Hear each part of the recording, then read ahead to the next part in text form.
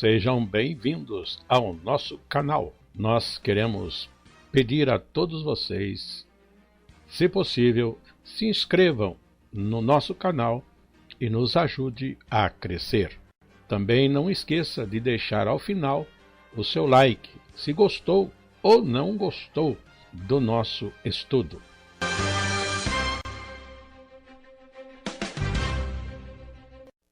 O programa a seguir é de inteira responsabilidade de seus idealizadores e apresentadores.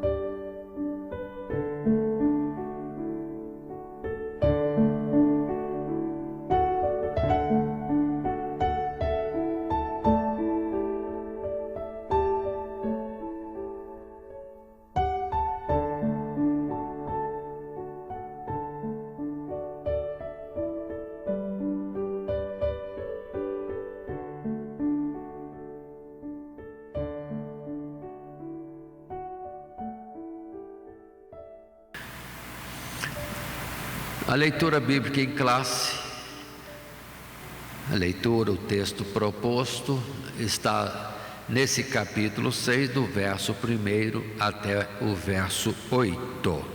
E o texto áureo também proposto neste capítulo, o verso 13, e que diz: Então disse Deus a Noé: O fim de toda a carne é vindo perante a minha face, porque a terra está cheia de violência, e eis que os desfarei com a terra. Para o nosso estudo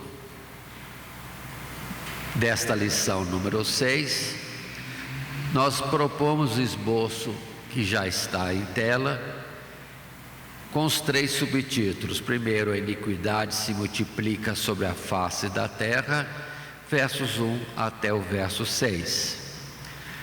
Segundo subtítulo, Noé acha graça aos olhos de Deus, verso 7 ao verso 12. E finalmente a arca é construída, verso 13 a 22.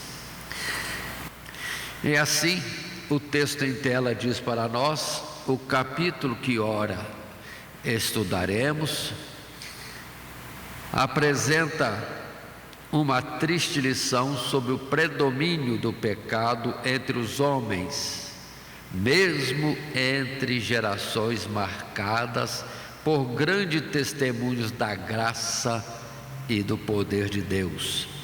E a partir do momento em que a corrupção se introduz entre os fiéis, através do compromisso ou da transigência com os incrédulos, e o testemunho de Deus é sufocado pela multiplicação da iniquidade de todos os lados.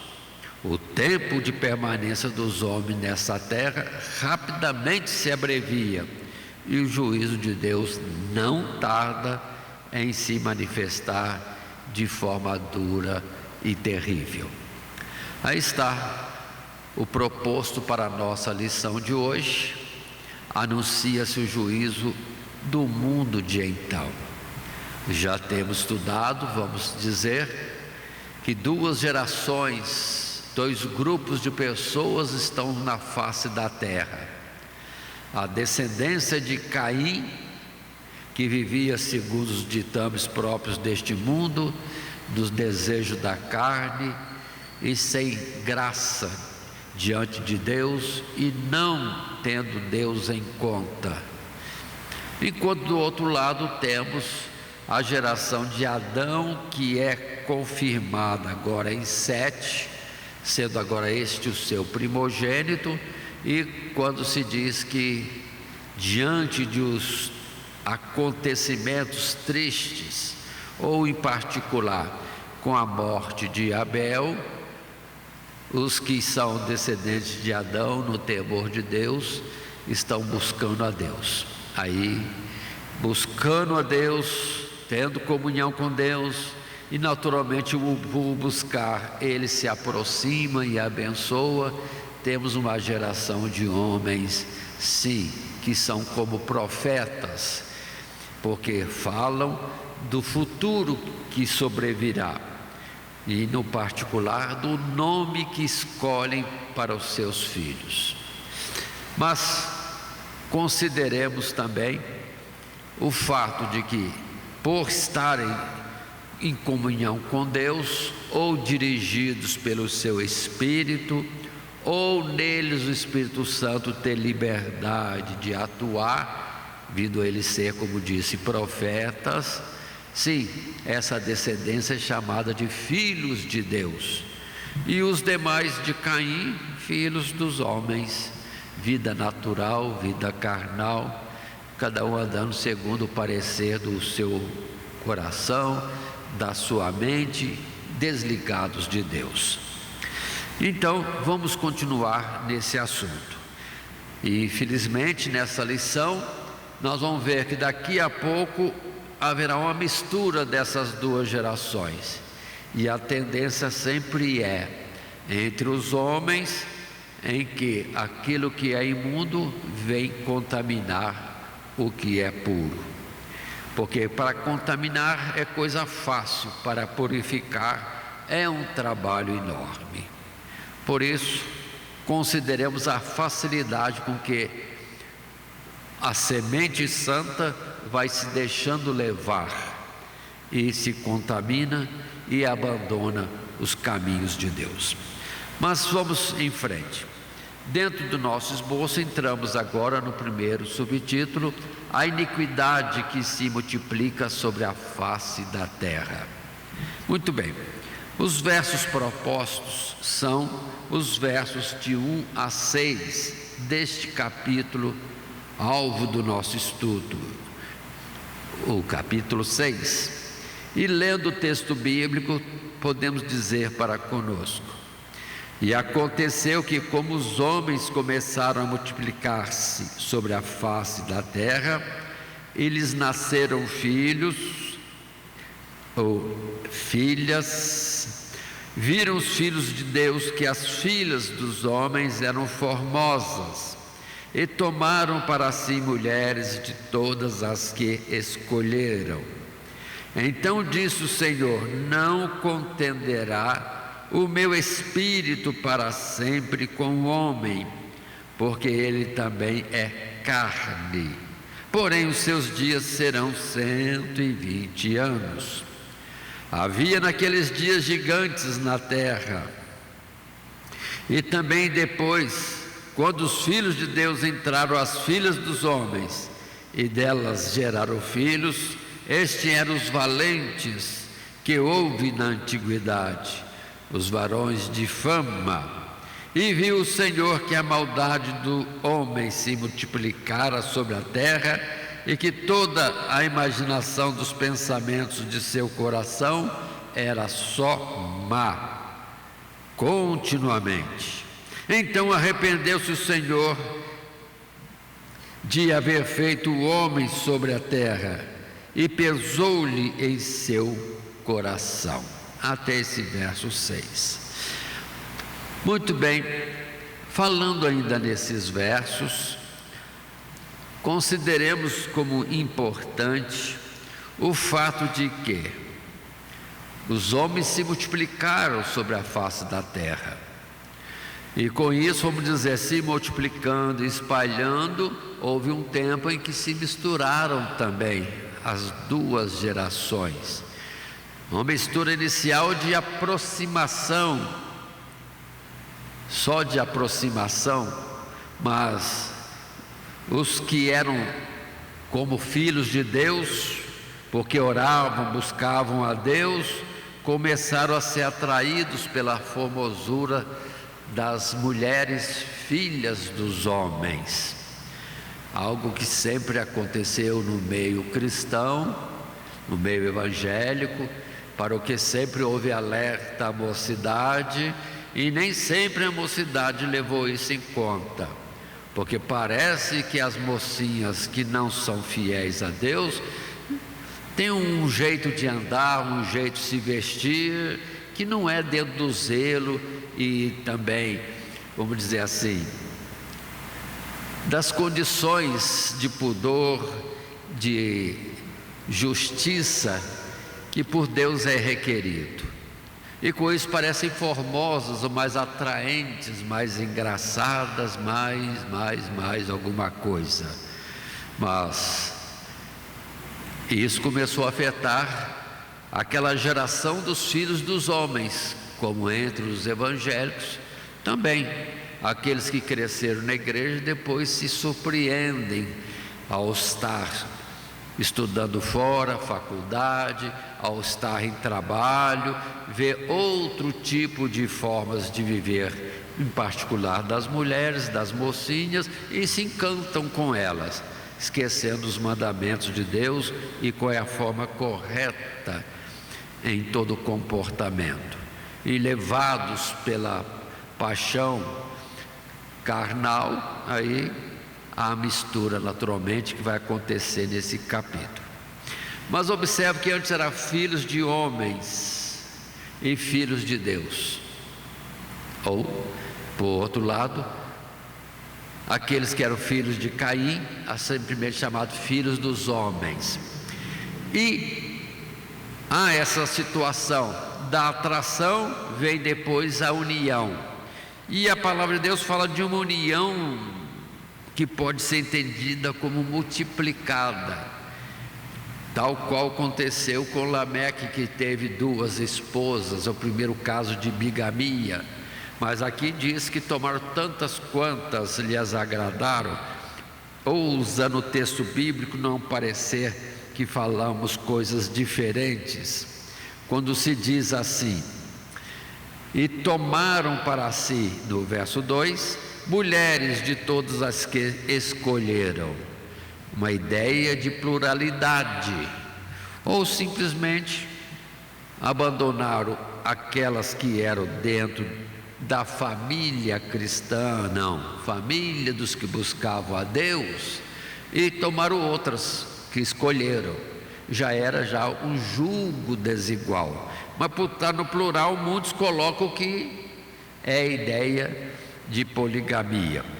Tá ok, são as 2 considerações. Mas por favor, quando diz que os filhos dos homens entraram, as filhas dos homens, eu estou repetindo, que os filhos de Deus, sim, entraram as filhas dos homens. Muitos entendem que filhos de Deus são os anjos que desceram à terra e coabitaram com mulheres entre os homens. Por favor, vamos entender a Bíblia. Os anjos não têm sexo, e é da natureza celestial, espiritual, não é carnal. As pessoas entendem errado essas coisas. Não houve descida de anjos para estarem coabitando com mulheres. Não. Os anjos não têm sexo. Precisamos entender isso. Não são macho nem são fêmea, mas é outra forma de existência. Portanto, estejamos atentos. Dentro da definição inicial, filhos dos homens são os descendentes de Caim que andavam na carne, e filhos de Deus, aqueles que buscavam a Deus. E as consequências da mistura, vamos dizer assim, até mesmo, vamos dizer assim, naquilo que é próprio do DNA de cada um, que por um tempo esteve bem afastado, os filhos de Deus, filhos da descendência de Adão e Sete, e que eram abençoados por Deus, com uma outra descendência que já poderia estar contaminada, DNA danificado, pelo menos espiritualmente. E começou a haver situações diferenciadas, homens valentes. Mas deixemos isso e vamos para o nosso texto, escrito dentro do nosso material de classe. E no primeiro parágrafo desse primeiro subtítulo, a iniquidade se multiplica sobre a face da terra, conforme vimos, casamento em julgo desigual, pronto, que traz muitas coisas. E o texto diz: devemos considerar o fato de que 2 linhagens se estabeleceram no mundo, multiplicando-se e povoando a terra ao longo de muitas gerações. Ambas descendiam do homem Adão, mas enquanto a linhagem de Caim se distinguiria por feitos de violência e de pecado, a de Sete por testemunhos de piedade e sinais de aprovação divina, conforme estudamos nas lições anteriores. Exemplo em Enoque. Portanto, filhos de Deus, neste trecho, são aqueles indivíduos que conservavam esse testemunho e procuravam seguir os passos dos patriarcas citados no capítulo 5. Com o passar das gerações, aumentou grandemente a população humana sobre a terra, aproximando uma linhagem da outra. Por um lado, isso foi bom, porque os filhos de Caim poderiam receber o testemunho dos filhos de Deus, mas por outro, o contato com homens que se regalavam no pecado, ao mesmo tempo em que pareciam permanecer impunes, acirrou o conflito entre a carne e o espírito no coração dos filhos de Deus, fazendo-os titubear e ceder à pressão da carne, dos filhos da ira, do mundo deste mundo. Aí está essa situação. Casamento, primeira colocação, instituição que Deus estabeleceu, e já começa a ser, vamos dizer assim, modificada pelos homens. Começou na descendência de Caim, nos seus muitos afastamentos do princípio de Deus, e agora era uma provocação, uma tentação contínua diante daqueles que até então buscavam a Deus. E nesta hora, se não há vigilância e oração com firmeza, pronto, se cede facilmente. Muito bem. E assim podemos estar considerando em versos como em Romanos capítulo 8, verso 14, a palavra base para este modo de dizer nosso, de que filhos de Deus são os que buscam a Deus, filhos de Deus são aqueles que são dirigidos pelo Espírito de Deus, filhos de Deus são aqueles que são conduzidos, impulsionados ou que andam segundo a direção do Espírito de Deus. Romanos diz isso para nós no seu capítulo 8, no verso 14, quando se diz: porque todos os que são guiados pelo Espírito de Deus, esses são filhos de Deus. Palavras outras há semelhantes, que nós, aqueles que são de Deus, ouviríamos a voz que nos diria: este é o caminho, andai por ele sem se desviar nem para a esquerda e nem para a direita. Então, orando a Deus, tendo comunhão com Deus, sempre estariam sendo ajudados, conduzidos, aconselhados, e nisso eram considerados como filhos de Deus. E outras palavras mais desse tipo nós temos na Bíblia Sagrada, e o alerta constante de Apocalipse: quem tem ouvidos, ouça o que o Espírito de Deus diz à igreja, ou àqueles que amam a Deus ou querem andar segundo os seus propósitos. Assim é a primeira palavra. Em Efésios capítulo 5, no verso 11, nós temos mais uma palavrinha colocada para a gente meditar e considerar. Quando no verso 11 desse capítulo diz: e não comuniqueis com as obras infrutuosas das trevas, mas antes condenai-as. Então era para os filhos de Deus, vendo alguma coisa diferente entre as filhas da descendência de Caim, não aceitasse, rejeitasse, condenasse, reprovasse e vivesse recolhido dentro do temor de Deus e num jugo adequado que é no temor de Deus e entre aqueles que conhecem a Deus. Mas, verso 11, não comuniqueis, e nisso falharam, e esquecendo de não se associar àqueles que não são de Deus. Palavra esta que vemos também quando Deus colocou Israel na terra de Canaã, terra que manava leite e mel. A ordem era: não haverá comunicação entre vocês e este povo, expulsem para longe, mas não habitem com eles, não tenham sociedade com eles. E o povo de Israel falhou. Observe que nesse particular a fraqueza humana é grande. Facilmente a gente aceita amizades e sociedades e participação e muita aproximação e cópia do costume daqueles que não são de Deus. Isso é constante na Bíblia, se mostrando isso. Mas Deus falou, o Espírito de Deus toca, relembra, mas muitos não dão ouvido e vem a consequência de alguma forma, que naquele tempo foi se desviaram de Deus. E em Abacuque, nós temos o próprio Abacuque, profeta de Deus, considerando essa facilidade em que pode alguém incorrer, observando a forma livre, vou colocar mais forte, libertina, sem disciplina e sem princípios dos homens que não têm a direção de Deus, também sejam tentados a isso. E assim, em Abacuque, consideramos a palavra, que ele mesmo, Abacuque, chegou a estar observando e ficou para nós como um alerta importante.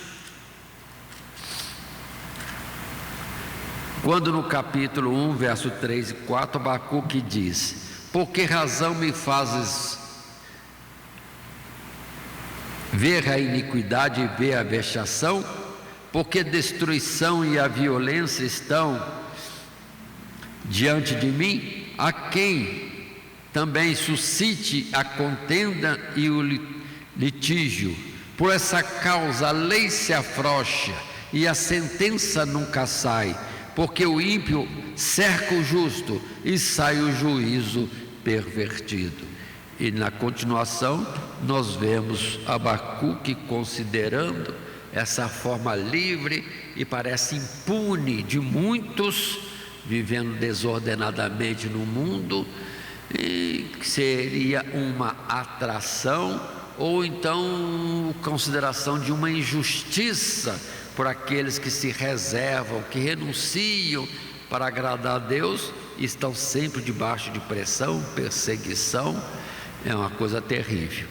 Mas felizmente Abacuque foi na presença de Deus, entrou no santuário, digamos, para orar, buscar a Deus, e Deus revelou para ele.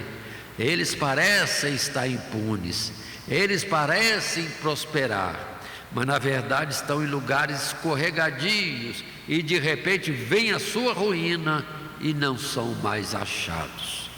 Então precisamos entender, a justiça de Deus pode parecer tardar, mas não falha.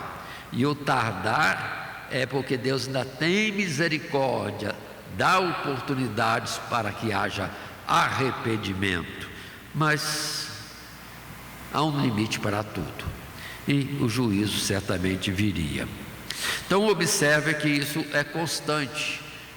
Os que buscam a Deus, se não vigiarem, de alguma forma serão atraídos, como muitos já vi, que vão procurar, por exemplo, um emprego, e chega na hora lá, as exigências do patrão ou da empresa que quer contratar, ou alguma outra coisa, vai fazendo restrição para os que são de Deus.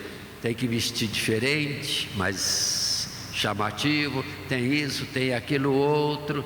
E quantas vezes as pessoas, na necessidade de um emprego, cedem. Aí pega até horários que são impróprios, que tira eles da possibilidade de estarem vindo à igreja para cultuar a Deus, e parece uma bênção, mas na verdade a perda é grande, perdendo o contato com Deus, porque os horários que lhes são impostos são sempre impróprios para aqueles que querem ter liberdade de servir a Deus. E com isso, muitos vão caindo nessa trajetória, nessa jornada. Mas vamos em frente. No segundo parágrafo, ainda no subtítulo "A iniquidade se multiplica sobre a face da terra", o texto para nós diz: a prática do pecado se generaliza, vamos colocar assim, de tal modo que viu o Senhor que a maldade do homem se multiplicara sobre a terra. Mas tudo tem início na perversão da instituição sagrada do casamento. E tomaram para si mulheres de todas as que escolheram. Os filhos de Deus, seguindo o mau exemplo de Lameque, adotaram a bigamia e a poligamia, e por consequência natural fizeram da aparência física e do prazer carnal a prioridade ao escolher suas mulheres, não importando se eram fiéis ou ímpias, e eventualmente sendo influenciados por estas últimas. A ruptura e a confusão introduzida no núcleo familiar levaram ao esfriamento do amor para com o próximo, para com Deus. As primeiras lições em ambos casos sendo aprendidas no lar. E assim a porta estava aberta para a banalização de todo tipo de transgressão e pecado, que aproximariam o juízo de Deus e deixariam uma figura para os últimos tempos. Muito bem, continua nesse mesmo aspecto. E tomaram para si mulheres de todas escolheram. Mas frisemos o casamento, porque existe essa força grande querendo destruir o casamento, o sentido de macho e fêmea, na simplicidade com que Deus criou, e falando que tem muitas formas de gênero. Não tem, é macho e fêmea.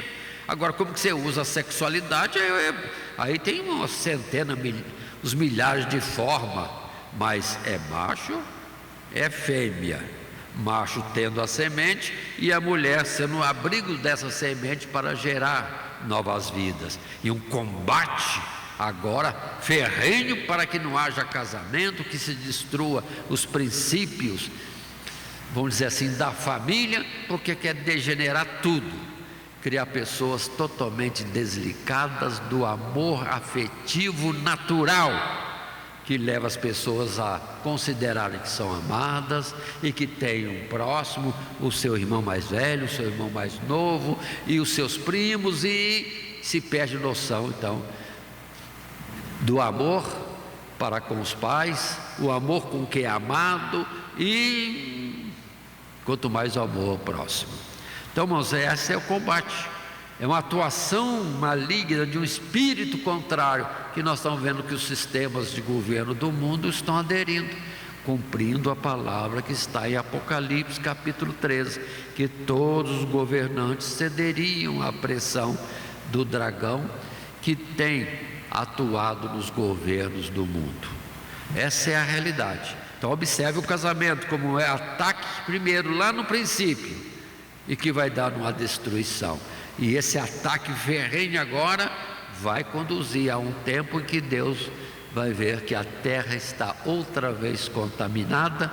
Aí é o juízo final, só que não tem ideia, não diz a Bíblia, de uma possibilidade de continuar nesse planeta Terra ou no outro planeta por aí. Não, tudo será destruído, e a nova habitação será somente daqueles que vão para o céu, o que ocorrerá no controle, na soberania, no poder de Deus de controlar todas as coisas, quando completar o número que Deus quer salvar, preenchendo os lugares celestiais. Então, entendamos isso. E dentro dessas palavras nós temos 2 Coríntios capítulo 6, textos bíblicos que podem nos ajudar, mas lembrando sempre que esses textos bíblicos aqui apontados são um exemplo, e que depois os professores podem procurar os textos que acharem mais adequados à sua forma de expor. Verso 14, 15 e 16, 2 Coríntios, verso 6. 14. Não vos prendais a um jugo desigual com os infiéis, porque que sociedade tem a justiça com a injustiça? E que comunhão tem a luz com as trevas? E que concórdia há entre Cristo e Belial? Ou que parte tem o fiel com o infiel? E que consenso tem o templo de Deus com os ídolos? Porque vós sois o templo do Deus vivente. Como Deus disse, neles habitarei, e entre eles andarei, e eu serei o seu Deus, e eles serão o meu povo. Aí está a grandiosidade, a firmeza, a vitória, o sucesso, o progresso daqueles que são de Deus, andando no princípio de Deus, não se deixando contaminar com as coisas erradas do mundo, não se associando os que tais coisas cometem, aí estarão resguardados por Deus e tendo sempre sucesso. Mas fora disso é uma corrupção, uma degeneração, e o desastre certamente vem. Nós temos palavras que nos ajudam também, como em 1 Reis, sim, no capítulo 11, os primeiros versos, podemos procurar. 1 Reis, capítulo 11, os versos primeiros, 1 a 3. Observe o exemplo do próprio Salomão, homem de grande sabedoria e riqueza, que Deus lhe deu sem lhe pedir. Verso 1: E o rei Salomão amou muitas mulheres estranhas, e isso além da filha de Faraó, moabitas, amonitas, edomitas, sidônias e etéias, das nações de que o Senhor tinha dito aos filhos de Israel: não entrareis a elas, e elas não entrarão a vós. De outra maneira perverterão o vosso coração para seguir os seus deuses. A estas se uniu Salomão com amor, e tinha 700 mulheres, princesas, e 300 concubinas, e suas mulheres lhe perverteram o coração. Aí está. Riqueza não contaminou, não desviou Salomão. Não. Mas o casamento dentro daquilo que Deus proibia, não se guardando da advertência que Deus deu claramente, pronto. E lá vai embora o grande Salomão, se desviando de Deus também. Então o negócio é sério. Tem alguém aqui mais forte, mais vigilante do que Salomão? Ou mais sábio do que ele? Então consideremos, o negócio é sério. É onde os jovens têm que ter atenção, muita atenção, e fazer como Adão, e dormir, para que Deus escolha a costela que vai ser a sua companheira. Mas muitos querem se envolver, querem conhecer, querem, pronto, se envolver, e o que acontece é o desastre, porque uma vez que se achega, se pega e pronto, não tem como largar mais, está apaixonado, e é o desastre.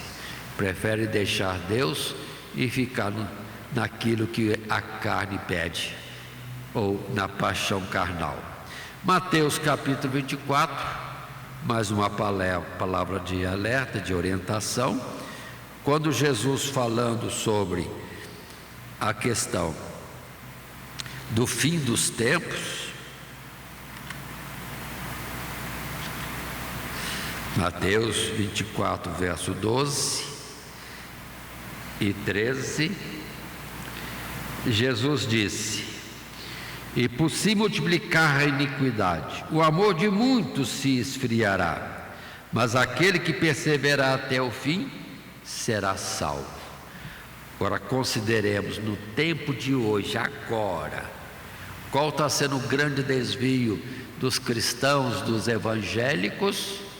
É a possibilidade de deixar a esposa, que foi a sua paixão, a mulher da sua mocidade, como a Bíblia diz, para que ele deve fidelidade e lealdade, e encantado com a possibilidade de se separar e casar com outra, está levando muitos ao adultério, porque Deus não mudou a sua lei. Lucas capítulo 16, versos 15 e versos em frente. Porque aquele que deixa a mulher para se unir a outra, adultera. E aquele que se une à mulher que foi rejeitada pelo seu marido, adultera também. Ou seja, para Deus não mudou, é proibido. Aquela palavra que até poucos anos atrás nós ouvíamos, até na lei civil dos homens: estão unidos até que tão somente a morte os separe. Isso jogaram fora e agora é aberto. Não tem nada de um querer e o outro não querer. Se um quer e o outro não quer, a lei vai a favor do que quer e determina que haja separação, ainda que alguém lute para manter a união, o casamento, a lealdade entre os cônjuges. É este mundo que nós estamos vivendo. Mas continuando, um terceiro parágrafo, nesse primeiro subtítulo: a iniquidade se multiplica sobre a face da terra. O texto diz para nós, o verso 3, antecipa o juízo determinado, mas consideremos primeiramente a consternação, por assim dizer, do próprio Deus. E viu o Senhor, e depois, então arrependeu-se o Senhor e pesou-lhe em seu coração. É, na verdade, mais um testemunho para nós da paciência, da longanimidade de Deus, não correspondida pelos homens, do que um sinal de mudança daquele que, na verdade, não muda e nem se arrepende. O Senhor bem poderia ter poupado o mundo antigo da destruição, se houvesse nele justos, mas assim como no tempo depois se repetiria. No caso de Ló, ou Sodoma e Gomorra, não havia entre aquela geração um grupo de justos, havia apenas um, e aprove a Deus preservá-lo para um novo mundo. Então, observe bem, naquele tempo passado, não tinha ninguém, só Noé, e Deus preferiu uma limpeza total e preservar Noé para a continuidade.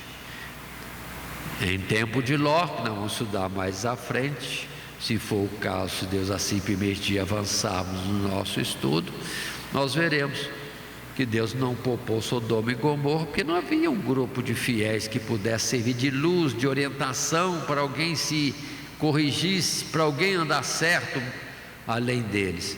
Abraão pediu 50, Senhor, se tiver 50 justos naquela região, e isso não foi permitido, não foi encontrado. E Abraão foi descendo, 40, 30, 10, se tiver 10, e Deus falou, tá bom, se tiver 10 justos, não destruirei aquelas cidades. Mas chegou lá, só tinha um, o próprio Ló, e mais ninguém. Agora, nas misericórdias de Deus, a justiça dele, vamos dizer assim, cobriu também a sua família, e foram tirados da cidade.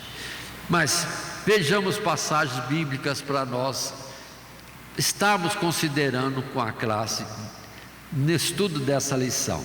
Em Números capítulo 23, consideremos o verso 19.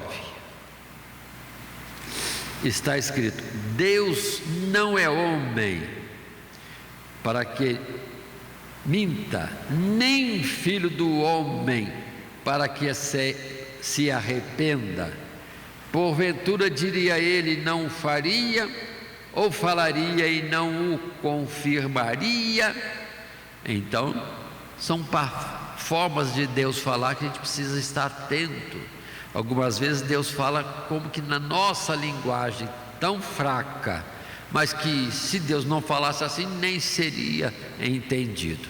Mas o fato que Deus não aceitaria a continuidade daquela situação de transgressão e iniquidade se multiplicando e a violência aumentando na face da terra. Pronto, ele determinou mesmo a destruição. Pesou-lhe, se arrependeu Deus de fazer o homem. São formas humanas, porque na verdade doeu a Deus ter que fazer uma mudança, uma limpeza naquela época. Já em 2 Pedro, no capítulo 3, na segunda carta de Pedro, no capítulo 3, observemos no verso 9 o que está escrito: o Senhor não retarda a sua promessa, ainda que alguns a tenham por tardia, mas é longânimo para convosco, não querendo que alguns se percam, senão que todos venham a arrepender-se. Observe bem isso, esta longanimidade de Deus, o que Jonas estranhou, porque para Jonas era para ser destruído Nínive, com todos aqueles habitantes daquela cidade, porque andavam em transgressão, eram um povo feroz, eram inimigos de Israel, não seguiam a Deus, mas Deus olhou e mandou Jonas alertá-los: ainda 40 dias e tudo será destruído. Por causa de quê? Da violência, do pecado. E observem que aquele povo estremeceu, o rei também, e deu ordem, como autoridade máxima, que todo mundo se afastasse dos erros dos seus caminhos errados, e clamasse a Deus por misericórdia num jejum obrigatório, numa humilhação diante de Deus. E Deus considerou, perdoou, afastou o mal que sobreviria a Nínive. Jonas ficou irritado. Achou que perdeu tempo, que Deus tinha que destruí-los. E Deus falou o quê? Não terei eu misericórdia de 120 mil homens que não sabem discernir entre a mão esquerda e a mão direita, ou seja, não tem entendimento. Vou dar chance. Deu chance e eles aproveitaram. Chance essa também que Jesus falou lá no Calvário: Pai, perdoa-lhes porque não sabem o que fazem. Perdoa-os porque não sabem o que fazem. Eles estavam matando o unigênito de Deus. Que absurdo! Mas eles não entenderam, não sabiam o que estavam fazendo, e Jesus clamou por misericórdia. E por isso a pregação continua: arrependei-vos. Só isso, arrependei-vos, vocês erraram gravemente. Arrependei-vos. E arrependendo-se, há misericórdia, há perdão, há até promessa de vida eterna. Mas quem entende isso? E no Gênesis capítulo 18 também apontado, nós vamos somente citar, e temos na verdade colocado isso anteriormente, Abraão diante de Deus intercedendo. Mas vem a palavra de Deus: não achei nem 10 justos. E no outro apelo de um profeta, Deus responde: não achei um que estivesse na brecha para, vamos dizer assim, justificar o povo, ou clamar pelo povo por misericórdia. E de onde vem a destruição?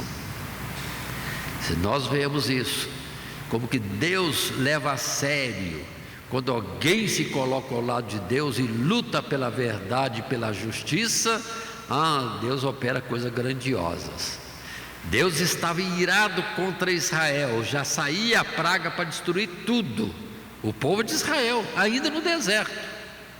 Mas aí levanta-se Finéias e corre e executa o juízo de Deus, reprovando alguém que estava fazendo profanação ali no deserto, na presença de Deus. E Finéias não permitiu, agiu, condenou o transgressor e a praga cessou. Aí vem Deus falando: Finéias, vamos dizer assim, sentiu a minha dor, colocou-se do meu lado, clamou por justiça e lutou pela verdade e pelo meu nome não ser profanado. Então o povo está livre, mas o pecado foi censurado, foi rejeitado, e houve alguém, um homem, Finéias, na brecha para Israel não ser destruído ainda no deserto. Então observe, irmão, como que é bom a gente se colocar diante de Deus em oração, em clamor, em intercessão por muitos que estão por aí necessitados, como aqueles que não sabem discernir a mão direita da mão esquerda, não sabem o que fazem. Mas continuemos. Na sequência nós vamos ver no verso 7 até o verso 12, Noé acha graça aos olhos do Senhor.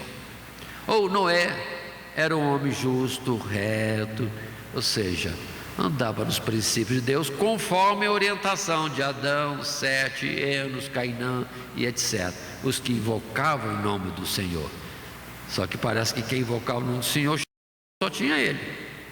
Mas vamos ler no capítulo 6, esses versos de 7 até o verso 12. E assim a Bíblia coloca para nós. Verso 7.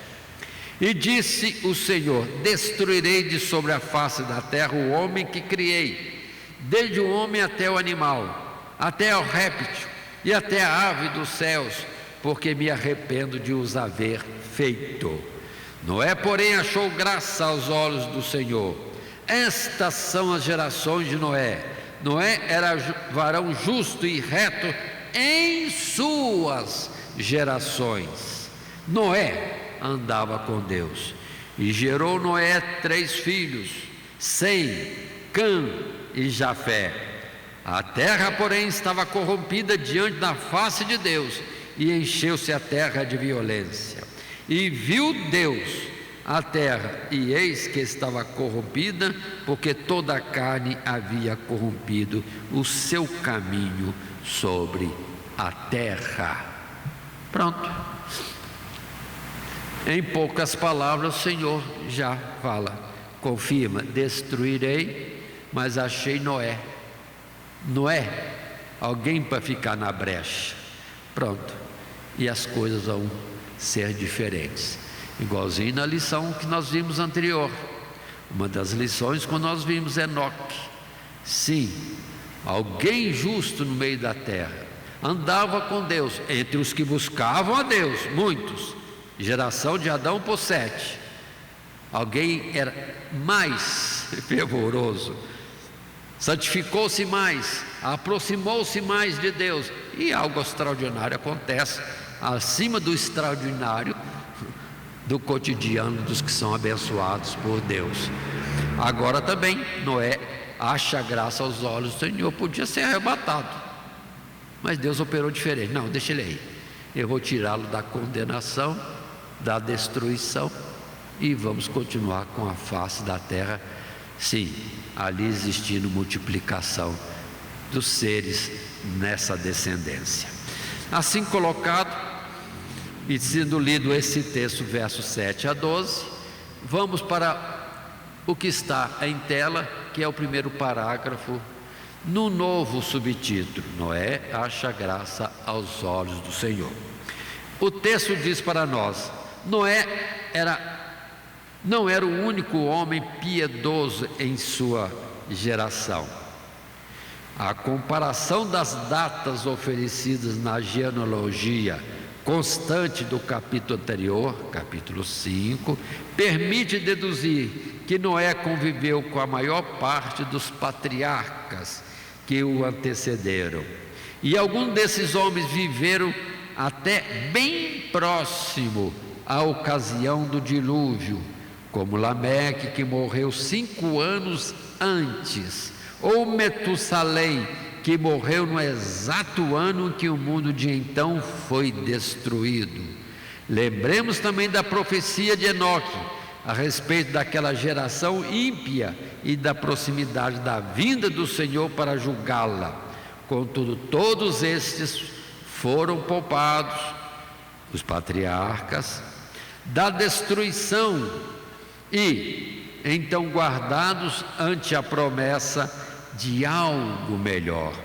Noé achou graça aos olhos do Senhor, pela qual ele foi escolhido para cumprir um propósito já definido quando recebeu seu nome, mas que agora seria descortinado na revelação do juízo iminente.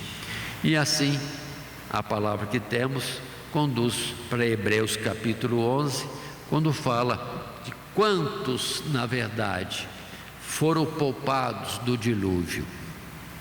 Irmãos, é magnífico que a gente consegue absorver das Escrituras informações, fazendo tabelas, gráficos da vida, ou o tempo de vida que alcançaram os patriarcas. A gente percebe que todos eles são conduzidos a serem recolhidos desta vida antes do dilúvio. Em particular, nós vemos em Metuselá que ele vai morrer exatamente no ano que houve o dilúvio. Ou, o que isso quer dizer? Cumpriu-se a palavra. O nome dele significa: quando este for retirado, virá o juízo. Pronto. Então, Metuselá foi o último a ser recolhido. E observe que a sua vida se estendeu mais do que todos. Era a misericórdia de Deus dando mais um ano, mais uma década, outra década, mais um pouquinho de vida para Metuselá, mas que a palavra é essa, em Metuselá sendo recolhido, virá o juízo. Pronto. E assim, Deus cumpriu. Metuselá viveu mas no tempo que ele foi recolhido, veio o juízo. E naturalmente Deus foi recolher muita gente antes, conforme está escrito que Deus recolhe os seus antes que venham os dias maus. E outra palavra que diz que Deus recolhe a muitos dos seus para que eles não venham a ser destruídos na condenação do ímpio. É bonito esses detalhes, irmãos, que nós vemos. Deus calcula direitinho, vê a nossa vida. Coitado do meu servo, se ficar vivo aí mais um pouco, vai passar por isso e por aquilo. Então, antes que isso aconteça, eu recolho ele. Pronto. E se ele tem uma tarefa, eu creio que Deus vai segurando as coisas para que ele primeiro, o servo de Deus, cumpra o seu ministério, e depois já é tempo de recolher. Chega. Combateu o bom combate, acabou a carreira, fez todas as tarefas, fez. Então, por que ficar aí? E Deus recolhe mesmo. Assim foram com os patriarcas. Mas em Hebreus 11, que nós estamos citando, no verso 13, uma palavra tão conhecida por nós, repetida algumas vezes, mas que são essas palavras boas. Todos estes, os patriarcas, no nosso caso, da nossa lição, morreram na fé, sem terem recebido as promessas, mas vendo-as de longe e crendo nelas e abraçando-as, confessaram que eram estrangeiros e peregrinos na terra. Então, os patriarcas fiéis a Deus, Sete, Enos, Cainã, e etc., Metuselá e outros mais, não tiveram recompensa neste mundo, irmãos. Viveram a vida natural. A palavra que vai ser dita depois, mais tarde, para o povo de Israel: levantai e andai, não é aqui o vosso descanso. Para eles também foi dito: vocês serão recolhidos e sepultados em paz, e estarão em paz até que venha o grande dia do juízo final. Então, continua esse assunto. Tem o testemunho de que agradaram a Deus, mas não os impede de serem recolhidos pela morte natural, mas guardados para o dia da ressurreição, no glorioso dia da vida de Jesus. Continuemos mais um pouco. Nesse subtítulo, Noé acha graça aos olhos do Senhor, subtítulo 2, e também agora parágrafo 2. Consideremos ainda que a atitude de Noé ante a palavra de Deus foi a de agir com fé, recebendo com certeza e temor o anúncio do juízo, e também abraçando a misericórdia divina oferecida na possibilidade de escapar à destruição e, ao mesmo tempo, salvar outros. Assim ele se tornará, pelo exemplo que resta até ao fim daquele mundo, o pregoeiro da justiça. Ele era como um evangelista, como um profeta, mostrando para o mundo: o fim vem e vai estar cada vez mais próximo na medida em que a arca ficar pronta. E ele fazendo a arca não era pequena não, a arca era grande, bem grande. Naquele tempo já tinha motosserra? Não sei dizer. Mas, pelo que eu entendo, a obra de Deus muitas vezes é difícil, porque poucos se alinham com a vontade de Deus para estarem fazendo o que tinha que ser feito, e que estava alinhado com Noé para fazer a arca, pelo jeito só seus 3 filhos. Os outros deveriam estar risonhos, zombeteiros, fazer uma arca. Por quê? Porque veio um dilúvio de águas. Que coisa, Noé, você deve estar mesmo com excesso de idade. Mas permaneceu firme, e para o mundo era a pregação. A cada martelada de Noé pregando uma tábua era sinal: menos um dia, menos uma semana, menos um mês, menos um ano, o juízo está cada vez mais próximo. E a palavra que nós temos também em Pedro, na segunda carta, no capítulo também 2, nos conduz a esse entendimento. Segunda carta, segundo capítulo, verso 5: não perdoou Deus ao mundo antigo, mas guardou a Noé, pregoeiro da justiça, com mais 7 pessoas, ao trazer o dilúvio sobre o mundo dos ímpios. Noé, pregoeiro, pregador, evangelista, do mundo de então, na sua forma de obedecer a Deus, executando a vontade de Deus e guardando a fidelidade. Observe, ele estava no mesmo mundo dos outros, mas ele não se deixou contaminar. Nada disso. Continuemos, irmãos, e vamos para o nosso subtítulo último: a arca é construída. Deus estabelece a condição final de salvação para Noé, nele construir uma arca da forma que foi estabelecida na ciência de Deus. E o texto para nós é Gênesis capítulo 6, verso 13 a 22. Vamos dar sequência à leitura bíblica.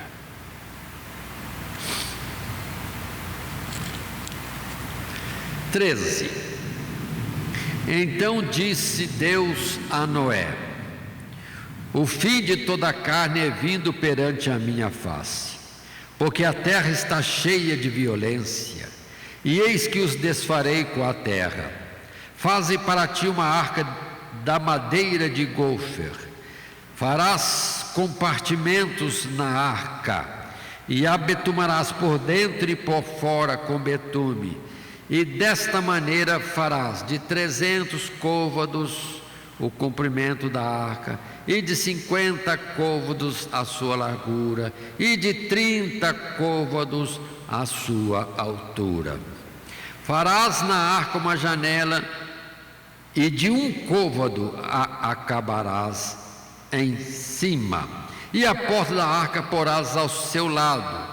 far-lhe-ás andares baixos, segundos e terceiros, porque eis que eu trago um dilúvio de águas sobre a terra, para desfazer toda a carne, em que há espírito de vida debaixo dos céus, tudo o que há na terra expirará.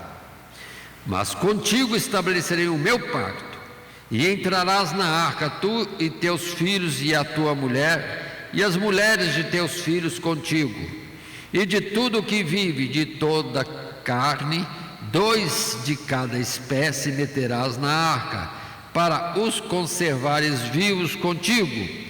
Macho e fêmea serão, das aves conforme a sua espécie, dos animais conforme a sua espécie, de todo o réptil da terra conforme a sua espécie. 2 de cada espécie virão a ti, para os conservares em vida. E tu toma para ti de toda comida que se come, e ajunta para ti, e te será para mantimento para ti e para eles. Assim Noé fez, conforme tudo que Deus lhe mandou, assim o fez. Aí está, Deus estabelecendo os detalhes que levariam à salvação de Noé e sua família. Aqui fala 300 côvados.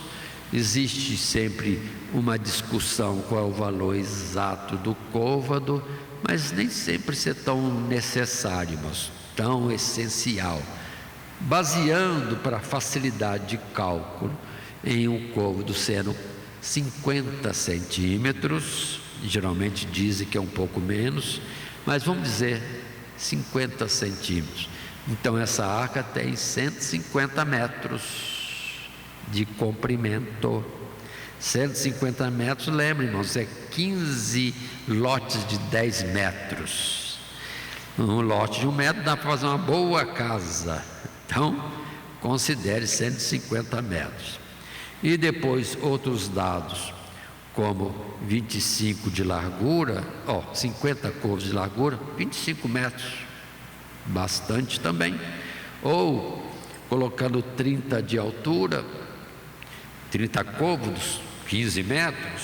Então, considere que as medidas são significativas. É um grande barco, só que não fala barco, fala arca, que dá a ideia de um caixote. Mas Deus mandou assim, pronto. Mas entretanto não vamos duvidar do que Deus fala, porque quando Ele fala e estabelece condições, são as que Ele determinou, e pode ser as ideais, como hoje se tem como ideal essa proporção de gravação de um perfil para um navio. O que é 150 metros?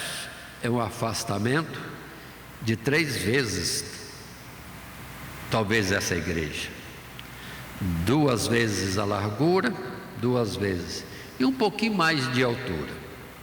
Então são medidas grandes que nós precisamos ter em conta. Mas vamos em frente.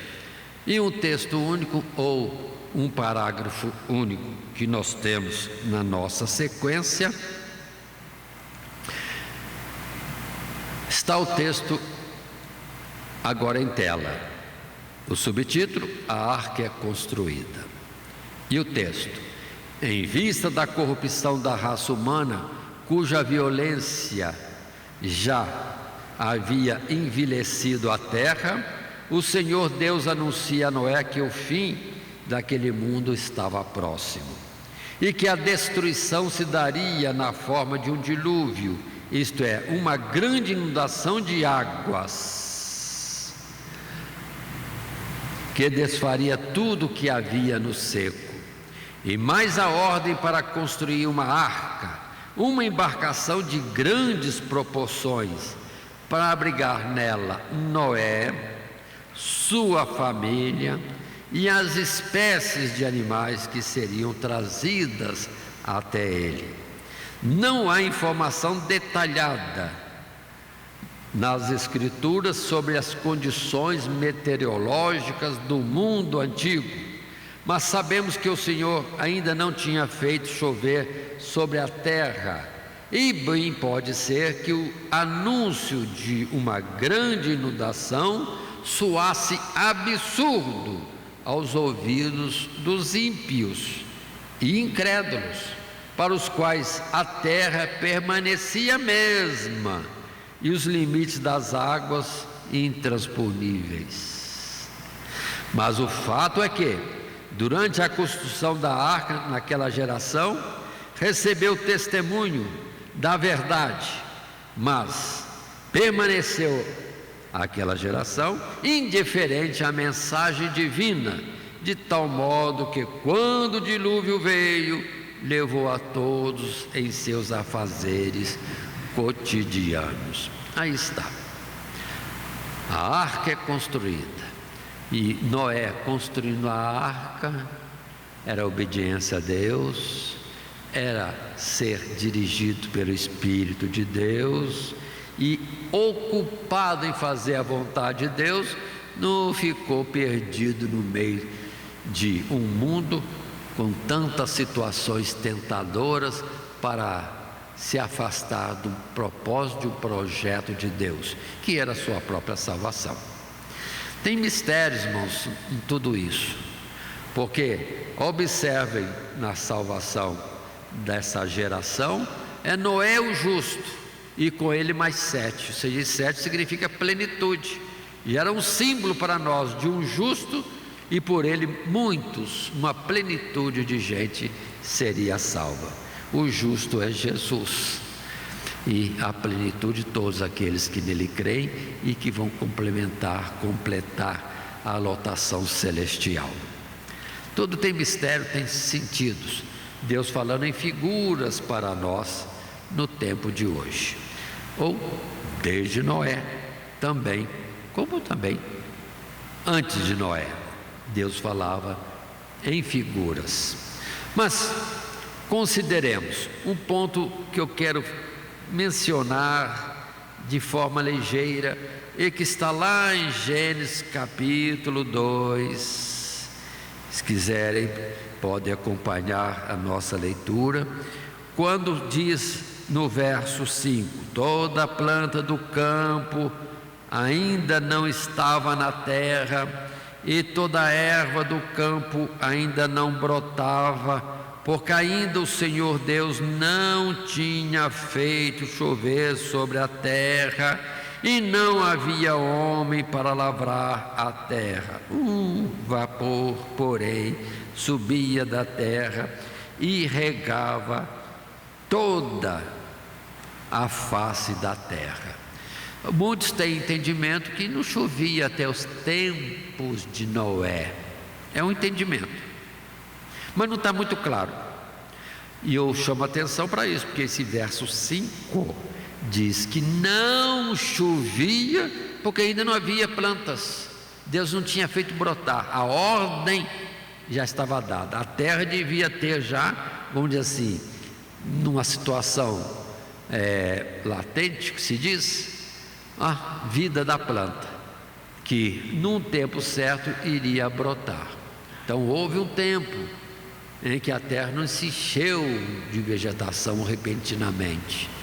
Parece que Deus deu a ordem, a terra já estava, vamos dizer assim, plantada, só que não nascia ainda, porque Deus queria um tempo, ou esperava Adão, porque as duas condições, não havia planta e não havia planta porque não tinha lavrador.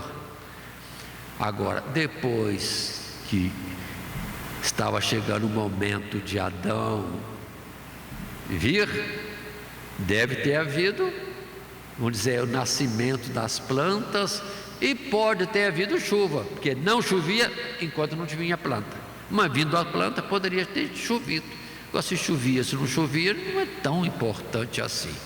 O importante é que Deus mandou água, e mandou bastante, o suficiente para esta inundação imensa. Significa inundação, que naquela época foi de água.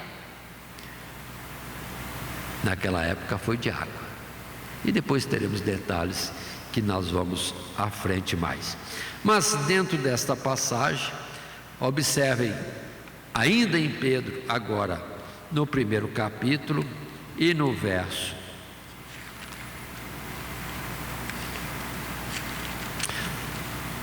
Primeira carta, capítulo 3, verso 20. Quando diz para nós: os quais em outro tempo foram rebeldes, quando a longanimidade de Deus esperava, nos dias de Noé, enquanto se preparava a arca, na qual poucas, isto é, 8 almas se salvaram pela água. Mas eu prefiro, em vez de 8, colocar 7 e 1.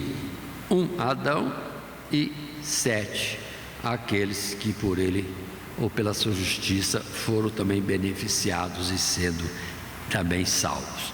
E em Mateus capítulo 24, as coisas vão acontecendo e Jesus já alertou em Mateus capítulo 24, quando, usando esse dilúvio, que vamos estudar naturalmente na sequência, na próxima lição, mas aqui Jesus dizia, verso 37, e como foi nos dias de Noé, assim será também a vinda do Filho do Homem.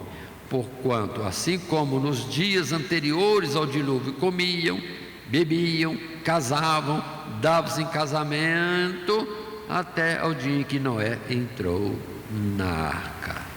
E continua o texto para nós, falando mais um pouco.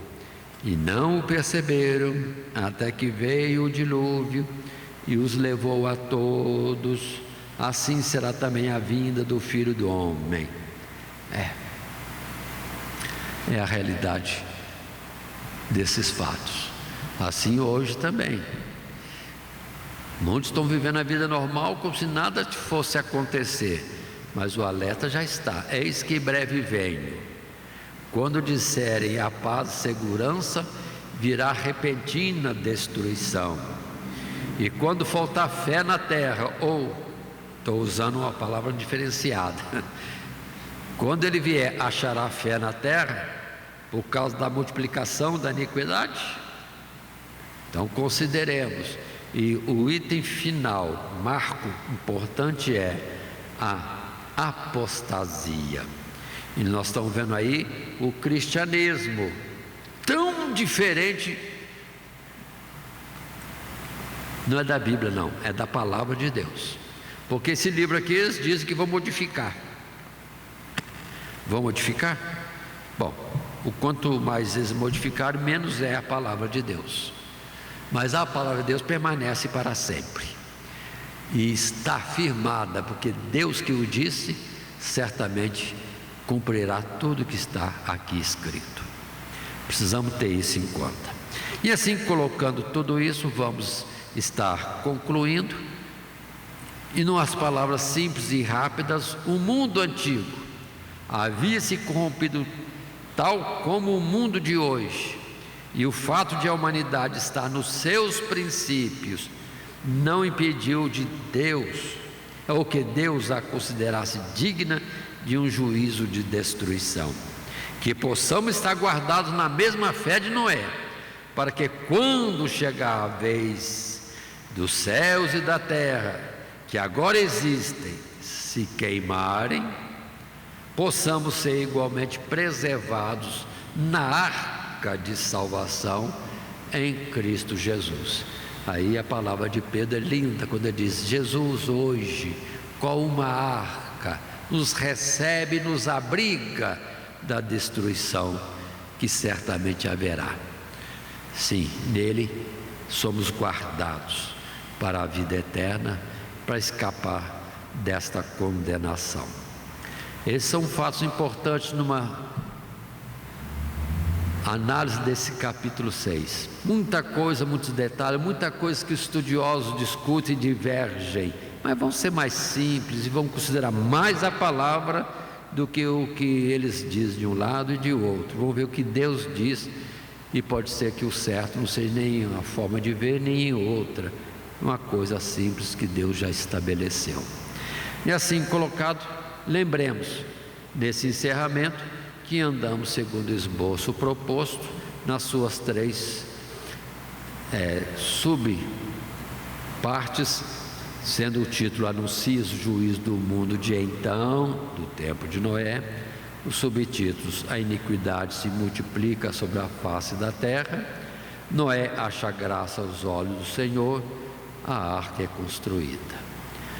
Hoje, esses três subtítulos valem ainda. A iniquidade se multiplica neste mundo de hoje.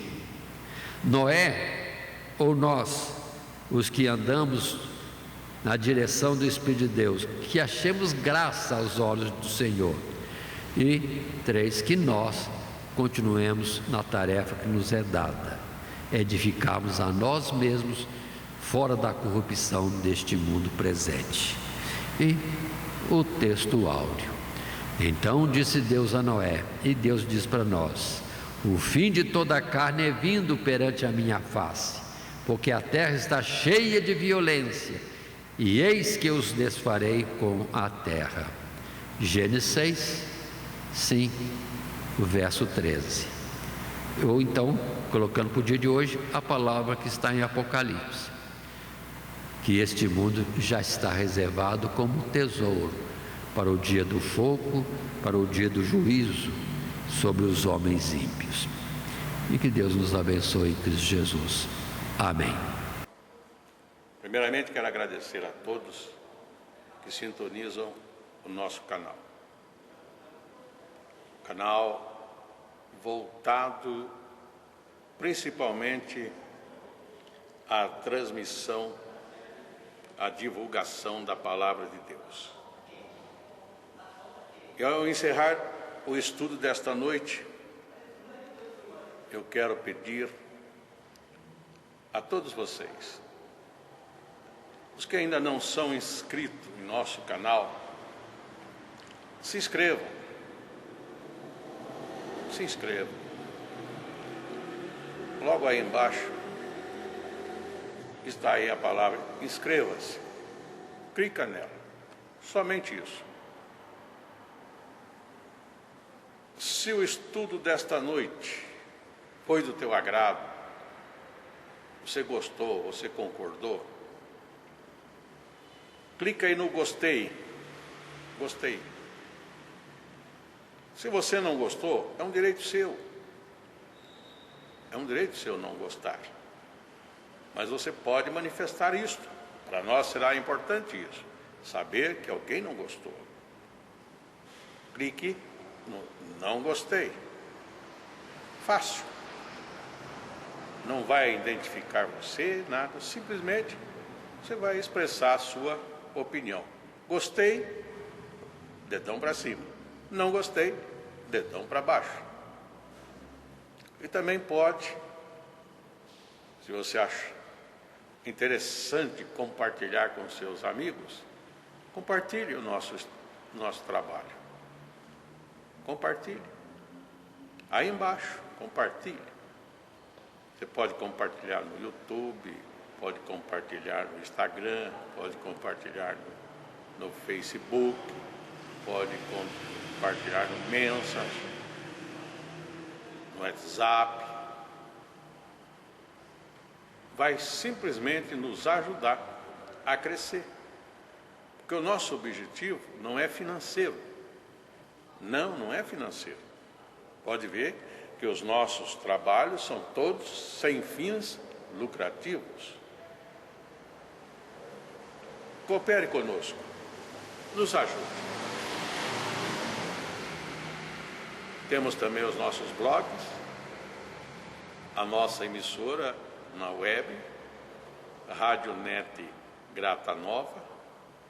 Tudo isso você encontra aí embaixo na descrição do nosso vídeo, do nosso estudo. Dá uma olhada, todos os endereços estão aí, junto à descrição dos nossos estudos. E eu agradeço primeiramente a Deus,